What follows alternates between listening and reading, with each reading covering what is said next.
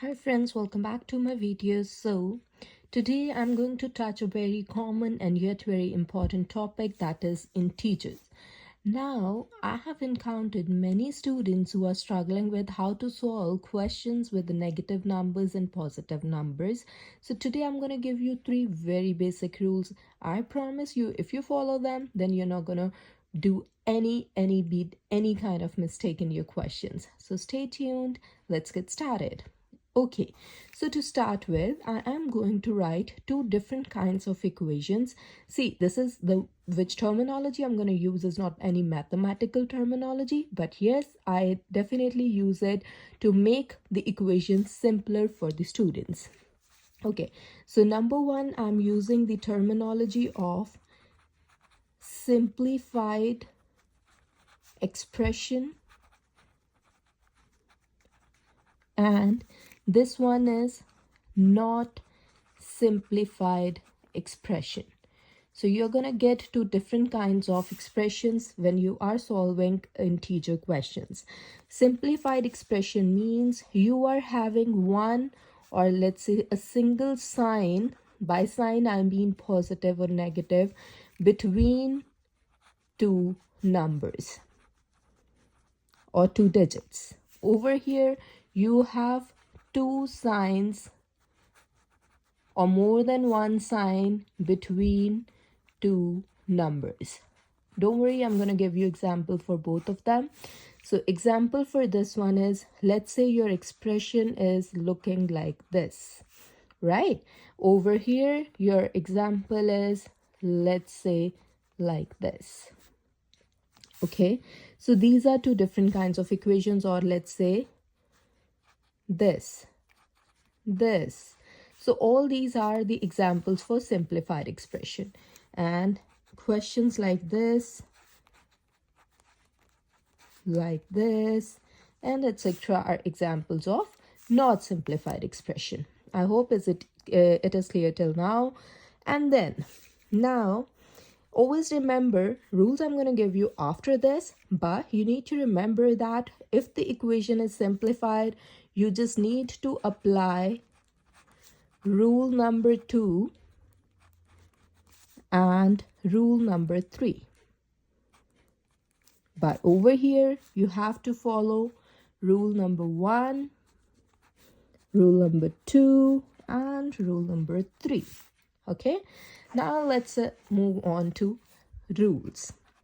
Now rule number 1 says, for rule number 1, you basically have to make your equation or expression, simplified.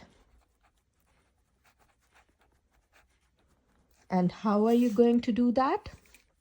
See, if you see two similar signs, either two positives or two negatives together, for example, if your equation looks like this or this, so you have two signs between two numbers, so this you will replace by a single positive sign. So this will remain as 2 plus 3 only, and this will become 2 plus 3 again. If you have opposite signs like this, then you are going to replace it by a single negative sign. For example, if you have this or if you have this, then it is going to be 2 minus 3 each time. Rule number 2. Now see, initially your equation was not simplified, but now it is simplified, right? Okay. Now once you have made your equation simplified, then what you're going to do, you have to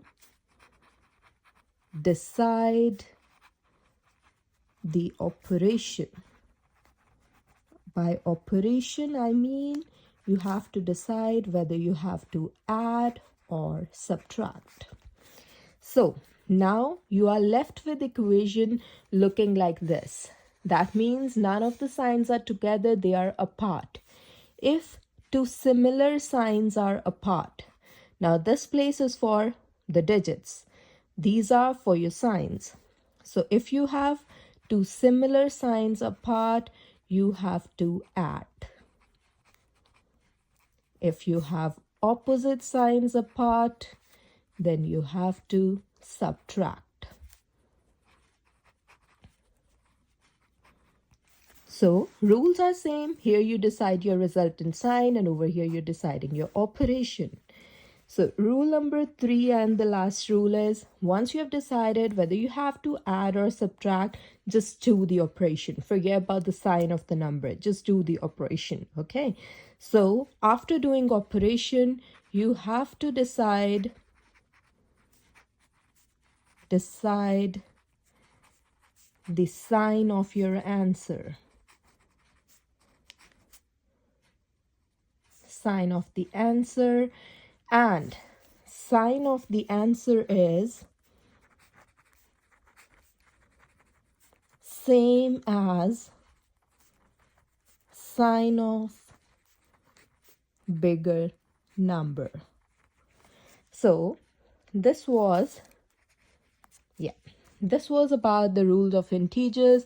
You can take the screenshot if you want, and in the next video I'm going to show you examples for the same.